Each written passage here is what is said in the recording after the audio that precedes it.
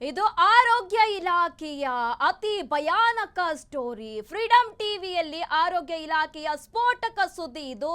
ರಾಜ್ಯದಲ್ಲಿ ಸತ್ತು ಹೋಗಿದ್ಯಾ ಆರೋಗ್ಯ ಇಲಾಖೆ ಅಂತ ಪ್ರಶ್ನೆ ಹುಟ್ಕೊಳ್ತಾ ಇದೆ. ಯಾಕೆ ಈ ರೀತಿಯಾಗಿ ಪ್ರಶ್ನೆ ಹುಟ್ಕೊಳ್ತಾ ಇದೆ ಅಂತ ಹೇಳ್ತಾ ಹೋಗ್ತೀವಿ. ಆರೋಗ್ಯ ಸಚಿವ ಯುಟಿ ಖಾದರ್ ಅವರೇ, ಸ್ವಲ್ಪ ನೀವು ಈ ಕಡೆ ಗಮನ ಹರಿಸಬೇಕು. ಆರೋಗ್ಯ ಸಚಿವರೇ, ನಿಮ್ಮ ಇಲಾಖೆಯಲ್ಲಿ ಏನಾಗ್ತಾ ಇದೆ ಅಂತ ಗೊತ್ತಿದ್ಯಾ ನಿಮಗೆ? ಫ್ರೀಡಂ ಟಿವಿ ಬಿಚ್ಚಿಡ್ತಾ ಇದೆ ನಿಮ್ಮ ಕರ್ಮ ಕಾಂಡದ ಸ್ಟೋರಿ ಇದು. ಸರ್ಕಾರಿ ಆಸ್ಪತ್ರೆಗಳಲ್ಲಿ ಔಷಧಿಗಳೇ ಇಲ್ಲದೆ ಪರದಾಟ ನಡೆಸ್ತಾ ಇದ್ದಾರೆ ರೋಗಿಗಳು. ಚೀಟಿ ಬರೆದು ಖಾಸಗಿ ಮೆಡಿಕಲ್ ಸ್ಟೋರ್ಗೆ ಕಳಿಸ್ತಾ ಇದ್ದಾರೆ. ಈ ಘಟನೆ ಎಲ್ಲ ಆಗ್ತಾ ಇದೆ ಅಂದ್ರೆ ಗಡಿ ಜಿಲ್ಲೆ ಬೀದರ್ನಲ್ಲಿ ಮೆಡಿಕಲ್ ಎಮರ್ಜೆನ್ಸಿ ಶುರುವಾಗಿದೆ. ಬಡ ರೋಗಿಗಳಿಗೆ ಇಲ್ಲ ಔಷಧಿ. ಈಗ ಬಡ ರೋಗಿಗಳಿಗೆ ಇಲ್ಲ ಔಷಧಿ ಭಾಗ್ಯ. ನಿತ್ಯವೂ ಕೂಡ ಅಲೆದಾಟ ನಡೆಸ್ತಾ ಇದ್ದಾರೆ. ಬರೀ ಉಚಿತ ಯೋಜನೆಗಳ ಬೊಗಳೆ ಬಿಡ್ತಾ ಇದೆ ಸರ್ಕಾರ. ಬರೀ ಗ್ಯಾರಂಟಿ ಯೋಜನೆ ಅಂದ್ರೆ ಆಗೋದಿಲ್ಲ, ಸಮಸ್ಯೆ ಆಗ್ತಾ ಇದೆ. ಗಮನ ಹರಿಸಬೇಕು ಆರೋಗ್ಯ ಇಲಾಖೆ. ಬೀದರ್ನ ಸರ್ಕಾರಿ ಆಸ್ಪತ್ರೆಗಳಲ್ಲಿ ಶುರುವಾಗಿದೆ ಹಾಹಾಕಾರ. ಹಾಗಾದ್ರೆ ರಾಜ್ಯದಲ್ಲಿ ಸತ್ತು ಹೋಗಿದ್ಯಾ ಆರೋಗ್ಯ ಇಲಾಖೆ ಅಂತ ಪ್ರಶ್ನೆ ಹುಟ್ಕೊಳ್ತಾ ಇದೆ. ನೂತನ ಆರೋಗ್ಯ ಸಚಿವರು ಏನ್ ಮಾಡ್ತಾ ಇದ್ದಾರೆ? ಈ ಬಗ್ಗೆ ಮಾಹಿತಿ ಇಲ್ವಾ? ರೋಗಿಗಳು ಪರದಾಟ ನಡೆಸ್ತಾ ಇದ್ದಾರೆ. ಒಂದು ದಿನದ 2 ದಿನದ ಕಥೆಯಲ್ಲ ಇದು, ಬಹಳ ದಿನ ಆಯ್ತು. ಆರೋಗ್ಯ ಸಚಿವರು ಈ ಸ್ಟೋರಿ ನೋಡ್ಲೇಬೇಕು. ಫ್ರೀಡಂ ಟಿವಿಯಲ್ಲಿ ಆರೋಗ್ಯ ಇಲಾಖೆಯ ಕರ್ಮಕಾಂಡ ಈಗ ಬಯಲಾಗ್ತಾ ಇರುವಂತಹದ್ದು. ಬಡ ರೋಗಿಗಳಿಗೆ ಔಷಧಿ ಭಾಗ್ಯ ಸಿಗ್ತಾ ಇಲ್ಲ. ಖಾಸಗಿ ಮೆಡಿಕಲ್ಗೆ ಹೋಗಿ ಔಷಧಿ ಖರೀದಿ ಮಾಡುವ ಪರಿಸ್ಥಿತಿ ಎದುರಾಗಿದೆ. ಹಾಗಾದ್ರೆ ಸರ್ಕಾರಿ ಆಸ್ಪತ್ರೆಗಳು ಯಾಕೆ ಹಾಗಾದ್ರೆ ಸರ್ಕಾರಿ ಆಸ್ಪತ್ರೆಗಳನ್ನು ಸರಿಯಾಗಿ ನಿರ್ವಹಣೆ ಮಾಡಕ್ಕಾಗ್ತಾ ಇಲ್ವಾ? ಹಾಗಾದ್ರೆ ಬಿಕೋ ಅಂತ ಇದೆ, ಖಾಲಿ ಆಗ್ತಾ ಇದೆ. ನೀವು ನೋಡ್ತಾ ಇರ್ಬೋದು ದೃಶ್ಯದಲ್ಲಿ. ಮೆಡಿಸಿನ್ಸೇ ಇಲ್ಲ, ಇಂಜೆಕ್ಷನ್ಗಳೇ ಇಲ್ಲ. ಎಮರ್ಜೆನ್ಸಿ ಇದ್ರೆ ಏನ್ ಮಾಡೋದು? ಹಾಗಾದ್ರೆ ಎಲ್ಲಿಗೆ ಹೋಗ್ಬೇಕು? ಹಾಗಾದ್ರೆ ಸಂಬಂಧಪಟ್ಟ ಇಲಾಖೆಯವರು ಏನ್ ಮಾಡ್ತಾ ಇದ್ದಾರೆ? ಸರ್ಕಾರಕ್ಕೆ ಈ ಬಗ್ಗೆ ಮಾಹಿತಿ ಇಲ್ವಾ? ಬಡವರು ಸರ್ಕಾರಿ ಆಸ್ಪತ್ರೆಗೆ ಯಾಕೆ ಬರ್ತಾರೆ? ಖಾಸಗಿ ಆಸ್ಪತ್ರೆಯಲ್ಲಿ ವೆಚ್ಚ ಭರಿಸೋದಕ್ಕೆ ಆಗೋದಿಲ್ಲ. ಆ ರೀಸನ್ಗೆ ಅಲ್ವಾ ಸರ್ಕಾರಿ ಆಸ್ಪತ್ರೆಗೆ ಬರೋದು. ನೀವೇ ಈ ತರ ಮಾಡಿಬಿಟ್ರೆ ಜವಾಬ್ದಾರಿ ಇರುವಂತಹ ಅಧಿಕಾರಿಗಳು, ಸಂಬಂಧಪಟ್ಟ ಅಧಿಕಾರಿಗಳು ಏನ್ ಮಾಡ್ತಾ ಇದ್ದಾರೆ? ಹಾಗಾದ್ರೆ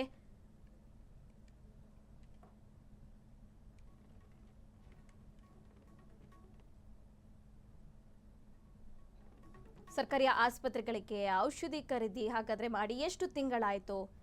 ಗಡಿ ಜಿಲ್ಲೆ ಬೀದರ್ನಲ್ಲಿ ಮೆಡಿಕಲ್ ಎಮರ್ಜೆನ್ಸಿ ಶುರುವಾಗಿದೆ. ಸಂಬಂಧಪಟ್ಟ ಅಧಿಕಾರಿಗಳು ಏನ್ ಮಾಡ್ತಾ ಇದ್ದಾರೆ? ಬೀದರ್ನ 65ಕ್ಕೂ ಹೆಚ್ಚು ಸರ್ಕಾರಿ ಆಸ್ಪತ್ರೆಗಳಲ್ಲಿ ಈ ಕೊರತೆ ಶುರುವಾಗಿದೆ. ಜಿಲ್ಲೆಯಲ್ಲಿ ಬಿಕೋ ಅಂತ ಇದೆ ಮೆಡಿಕಲ್ ಕೌಂಟರ್ಗಳು. 53 PHC ಹಾಗೆ 8 CHC 4 ತಾಲೂಕು ಮೆಡಿಕಲ್ಗಳಲ್ಲಿ ಈಗ ಸಮಸ್ಯೆ ಉಂಟಾಗಿರುವಂತದ್ದು.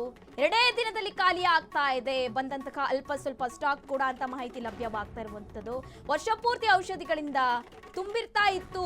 ಆದ್ರೆ ಇದೀಗ ಡ್ರಗ್ ಸ್ಟೋರ್ ರೂಮ್ಗಳು ಕಂಪ್ಲೀಟ್ ಬಣ ಆಗಿದೆ, ಖಾಲಿ ಆಗಿದೆ. ರೋಗಿಗಳಿಗೆ ಬರೀ ಸಣ್ಣ ಜ್ವರದ ಮಾತ್ರೆ ಕೊಟ್ಟು ನೆಪ ಹೇಳ್ತಾರೆ ಅಷ್ಟೇ. ಇಲ್ಲಿ ಬೆಂಗಳೂರಿನ KSMSCL ಬೇಜವಾಬ್ದಾರಿಯಿಂದ ಈ ಎಡವಟ್ಟು ಆಗ್ತಾ ಇದೆ ಅಂತ ಕೂಡ ಹೇಳಲಾಗ್ತಾ ಇದೆ. ಬೆಂಗಳೂರಿನಿಂದ ಔಷಧಿ ಖರೀದಿ ಪ್ರಕ್ರಿಯೆಯಲ್ಲಿ ಬಹಳ ವಿಳಂಬ ಆಗ್ತಾ ಇದೆ. ಅದಕ್ಕೆ ಇಲ್ಲಿ ಸಮಸ್ಯೆ ಆಗ್ತಾ ಇರೋದು.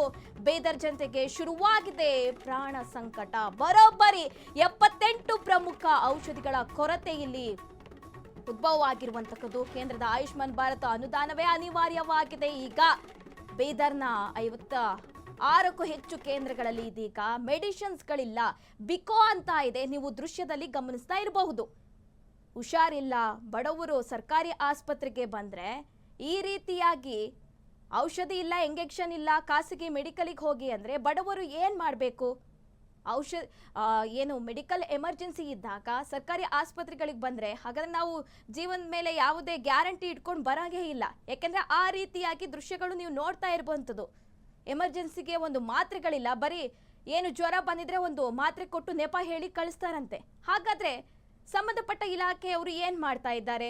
ಯುಟಿ ಖಾದರ್ ಅವರು ನೂತನ ಸಚಿವರಾಗಿದ್ದಾರೆ, ಅವ್ರೇನ್ ಮಾಡ್ತಾ ಇದ್ದಾರೆ? ಈ ಬಗ್ಗೆ ಮಾಹಿತಿ ಇಲ್ವಾ? ಬೀದರ್ ಜನತೆಗೆ ಒಂದ್ ರೀತಿಯಾಗಿ ಪ್ರಾಣ ಸಂಕಷ್ಟ ಶುರುವಾಗಿರುವಂತಕ್ಕದ್ದು. ಒಂದಲ್ಲ ಎರಡಲ್ಲ, ಎಷ್ಟು ದಿನದಿಂದ ಈ ಸಮಸ್ಯೆ ಆಗ್ತಾ ಇದೆ. ಏನ್ ಮಾಡ್ಬೇಕಾಗಾದ್ರೆ ಬಡ ರೋಗಿಗಳು ಖಾಸಗಿ ಆಸ್ಪತ್ರೆಗಳಿಗೆ ಹೋದ್ರೆ ವೆಚ್ಚ ಭರಿಸೋದಕ್ಕೆ ಆಗುತ್ತಾ ಅವರಿಗೆ? ಇಲ್ಲ ಅಲ್ವಾ? ಅದಕ್ಕೆ ಅಲ್ವಾ ಸರ್ಕಾರಿ ಆಸ್ಪತ್ರೆಗಳಿಗೆ ಬರುವುದು ಅವರು. ಅವರಿಗೆ ಈ ರೀತಿ ಮಾಡಿದ್ರೆ ಮತ್ತೆ ಹೇಗೆ ಬರೀ ಗ್ಯಾರಂಟಿ ಯೋಜನೆಗಳ ಬಗ್ಗೆ ನೀವು ಚಿಂತೆ ಮಾಡಿದ್ರೆ ಹೇಗೆ?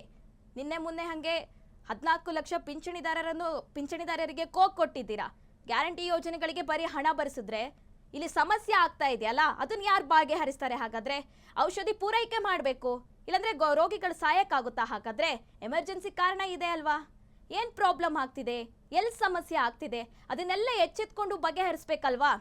ಬರೀ ನೆಪ ಹೇಳಿದ್ರೆ ಕಳಿಸಿದ್ರೆ ಬಡ ರೋಗಿಗಳು ಹಾಗಾದ್ರೆ ಎಲ್ಲಿ ಹೋಗ್ಬೇಕು? ಸರ್ಕಾರ ನಂಬ್ಕೊಂಡು ಕುತ್ಕೊಳಕ್ಕಾಗುತ್ತಾ? ಹಾಗಾದ್ರೆ ಸಂಬಂಧಪಟ್ಟ ಇಲಾಖೆ ಅಧಿಕಾರಿಗಳು, ಅಲ್ಲಿನ ಆಸ್ಪತ್ರೆಗಳು ಸರ್ಕಾರಕ್ಕೆ ಈ ಬಗ್ಗೆ ಮಾಹಿತಿ ನೀಡಿಲ್ವಾ? ಯಾಕೆ ವಿಳಂಬ ಆಗ್ತಾ ಇದೆ? ಈ ರೀತಿಯಾಗಿ ಪ್ರಶ್ನೆಗಳು ಹುಟ್ಕೊಳ್ತಾ ಇರುವಂತಹದ್ದು.